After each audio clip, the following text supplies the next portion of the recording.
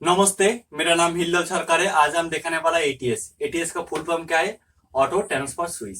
ये हमारा कहाँ काम यूज होता है? ये हमारे दो जगह चेंज ओवर आता है।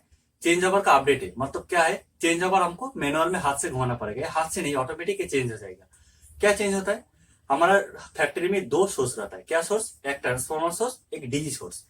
तो हमारा एटीएस इसीलिए यूज करता हो जब हमारा डीजी मतलब लाइन हमारा ट्रांसफॉर्मर सोर्स है वो आउट हो गया, काट हो गया, मतलब हमारा पावर चल गया, तो हमारा डीजी हमारा स्टार्ट किया। डीजी का सप्लाई हमारा जाएगा, डीजी सप्लाई हमारा जाएगा, हमारा लोड में चल जाएगा। उसके बाद हमारा सप्लाई आया तो हम क्या करना पड़ेगा? चेंज ओवर में हाथ से घुमाना पड़ता है, मगर इसको हाथ से नहीं घुमाना है, इसको ये ऑटोमेटिक चेंज हो जाएगा। मतलब 10 मिनट बाद या 5 मिनट बाद ये ऑटोमेटिक चेंज हो जाता है। इसको बोलते हैं ऑटो ट्रांसफर स्विच, मतलब ये ऑटोमेटिक चेंज हो जाता है, इसीलिए इसका नाम हो गया ऑटो ट्रांसफर स्विच। तो एटीएस का बारे में आज हम पावर सर्किट, कंट्रोल सर्किट दोनों बताऊंगा, क्योंकि एक सर्किट बनाने के लिए आपको पावर सर्किट और कंट्रोल सर्किट दोनों आपको मालूम होना चाहिए। तो आज हम पावर सर्किट और कंट्रोल सर्किट दोनों दिखाऊंगा और एक एटीएस का बारे में हम पूरा बता रहा हूँ। एक एक करके देखिएगा, ये वीडियो आपको बहुत हेल्पफुल होगा। देखिए एक करके। ये हमारा क्या सोर्स है? ये हमारा डीजी सोर्स है, ये हमारा ट्रांसफॉर्मर सोर्स है। तो हमारा क्या सोर्स है? टोटल दो सोर्स है। फैक्ट्री में, कोई कंपनी में दो सोर्स हमेशा ही रहता है, कोई भी एक सोर्स नहीं रहता है। तो ट्रांसफॉर्मर सोर्स, एक डीजी सोर्स। तो ये जगह ट्रांसफॉर्मर सोर्स हो गया, ये हमारा ये ट्रांसफॉर्मर सोर्स, ये डीजी सोर्स, दो सोर्स हो गया।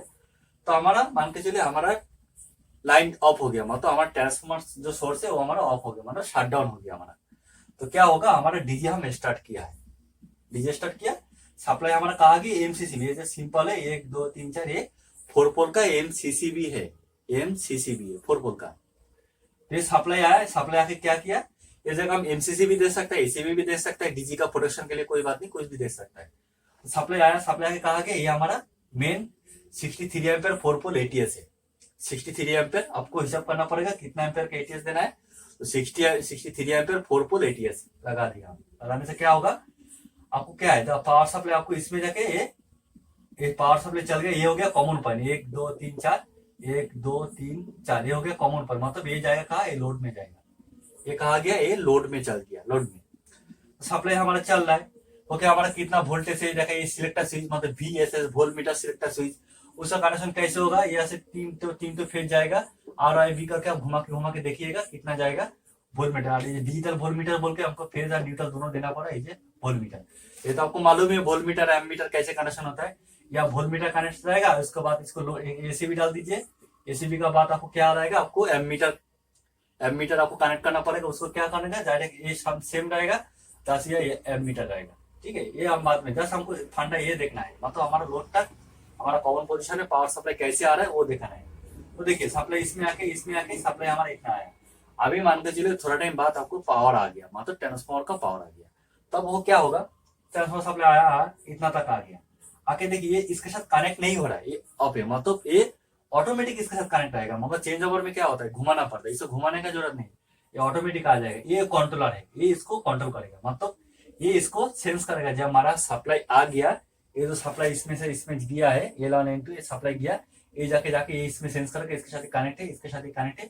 ये इसको बोलेगा जो आप, ये हमारा ट्रांसफॉर्मर सप्लाई आ गया, आप डीजी को ऑफ करिए, इसको साथ कनेक्ट करिए। ये कंट्रोलर है, मगर इसको ये कंट्रोल करेगा। तो ये एटीएस, ये सप्लाई इसके साथ ऑफ हो जाएगा, इसके साथ ऑफ हो जाएगा, इसके साथ चालू हो जाएगा। तो हमारा क्या हुआ? बेसिक फंडा, हमारा जब सप्लाई डीजी में चल रहा है, लोड में चल गया, तब हमारा तुरंत लाइन, जब लाइन आएगा तो सप्लाई इधर ऑफ करके इधर चालू हो जाएगा। ये इसको कंट्रोल करेगा, मगर ये हो गया कंट्रोलर। तो कंट्रोलर का साथ हमारे एटीएस का कैसे लिंक है, तो इसका कंट्रोल सर्किट कैसे होता है वो हम दिखा रहा हूँ। देखिए यह पोजीशन देखिए, 0 3 23 13 4 14 24। ये देखिए 24 क्या है? 303 में जाएगा कंट्रोलर में, 303 पोजीशन में जो लिखा रहता है उसी जगह जाएगा। 14 नंबर में क्या जाएगा? 301। 04 कहा जाएगा 302। और 13 नंबर देखिए दोनों शॉर्टिंग करके 13 नंबर कहा गया, 13 नंबर 306 में गया। ये हमारा कंट्रोल करेगा, मगर ये कंट्रोलर है। उसके बाद ये देखिए ISOC, ये कहा जाएगा, ये शुरू में इसमें जाएगा, इसमें जाएगा, और ये साथ इसके साथ कनेक्ट है। ठीक है, ये 24 नंबर, 34 नंबर और 44 नंबर, ये तीनों कनेक्ट है। कनेक्ट होके कहा गया, कनेक्ट होके हमारा इस नंबर में गया। और एल और L3 कहा गया, ये डायरेक्ट हमारा एल और L3 कहा गया, ट्रांसफॉर्मर से डायरेक्ट हमारे गया। मतलब सप्लाई जब आ जाएगा इसमें, तब ये कंट्रोल इसको बोलेगा जब आप मेरा ट्रांसफॉर्मर सप्लाई आ गया, आप इसको ऑफ कर दीजिए, इसको चालू करिए, तो आप ये इसको ऑफ कर देगा, इसको चालू करेगा। ये हो गया ऑटो ट्रांसफॉर्मर। सप्लाई होकर लोड में जाएगा। लोड में आप डिस्ट्रीब्यूट कोई कैसे भी कर सकते हैं आप, मतलब एसी भी लगा के कर सकता है, कुछ भी लगा के कर सकता है। हाँ, ये वोल्ट मीटर स्विच, ये सिलेक्ट, वो उसके बाद आएगा एमीटर स्विच। मतलब आप वोल्ट मीटर एमीटर लगा लगा सकते हैं, नहीं भी लगा सकते, आपका मैटर है। मगर ये वोल्ट मीटर, मगर ये लोड तक मेरा सप्लाई आ जाएगा। मतलब ये जैसे चेंज ओवर जैसे है, पूरा चेंज ओवर के जैसे है। ये जस्ट ऑटोमेटिक ट्रांसफर, मतलब हाथ से घुमाने की जरूरत, हाथ चेंज ओवर में क्या है, हाथ से घुमाना पड़ता है, इसको हाथ से घुमाने की जरूरत नहीं है। ये ऑटोमेटिक ट्रांसफर हो जाएगा, इसीलिए इसका नाम हो गया एटीएस, ऑटो ट्रांसफर स्विच। और ये इसका कंट्रोलर है। कंट्रोलर का ये पोजीशन देख लीजिएगा, 303, 301, 302, 306। और इसके साथ ये कंट्रोल जाएगा।